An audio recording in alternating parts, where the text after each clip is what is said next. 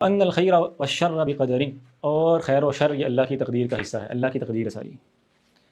اس میں کس کا رد ہے؟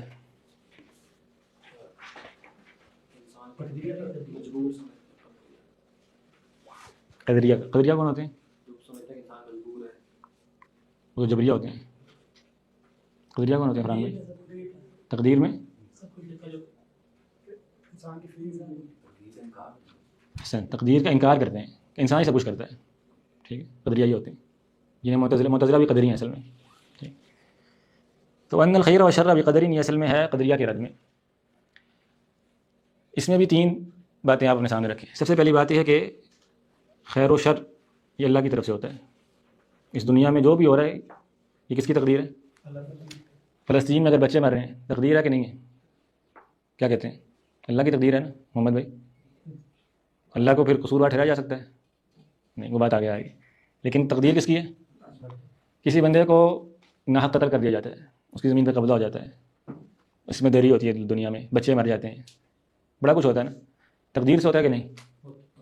تقدیر سے ہوتا ہے۔ پہلی بات وَنُؤْمِنُ بِالْقَدَرِ خَيْرِهِ وَشَرِّهِ وَحُلْوِهِ وَمُرِّهِ، اس دنیا میں جو کچھ بھی ہوتا ہے وہ اللہ تعالیٰ کی تقدیر سے ہوتا ہے، ٹھیک، پہلی بات۔ دوسری بات یہ ہے کہ بعض لوگوں نے کہا کہ اچھا اگر یہ بات ہے نا کہ تقدیر، لوگ سب تقدیر کس کی طرف سے ہوتا ہے، تو بندے ظلم کرتے ہیں دوسرے پر، اور آپ کہتے ہیں اللہ کی طرف سے، تو پھر اللہ تعالیٰ کیا ہوئے؟ ظالم ہوئے۔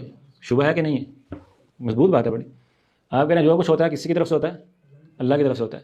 اب میں چلے تھے کسی کو لگا دوں دو، آپ کہہ رہے ہیں تقدیر سے ہوئے نا اللہ کی، تو پھر یہ کیا اللہ تعالیٰ کو کیا ہو گئے؟ معاذ اللہ ظالم ہو گئے۔ اللہ نے جو ظلم کروایا ہے، میں اسرائیل میں فلسطین میں ہزاروں لوگوں کو مار دیا ناحق، ظلم ہے نا، ہم کہہ رہے تقدیر سے ہوئے تو اللہ ظالم ہے۔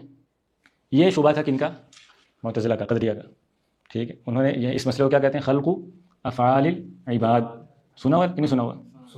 خلق و افعال العباد، بندوں کے افعال کی تخلیق کا مسئلہ۔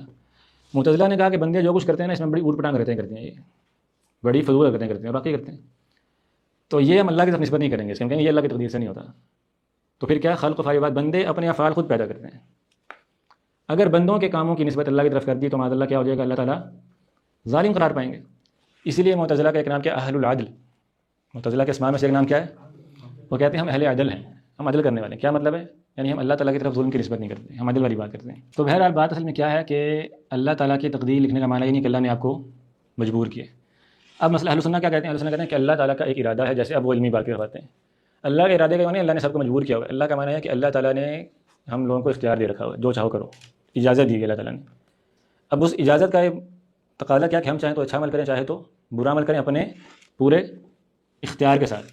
اچھا عمل کریں گے وہ بھی تقدیر کے لائے گا، برا عمل کریں گے وہ بھی تقدیر کے لائے گا، تو مجبور تو نہیں ہے نا۔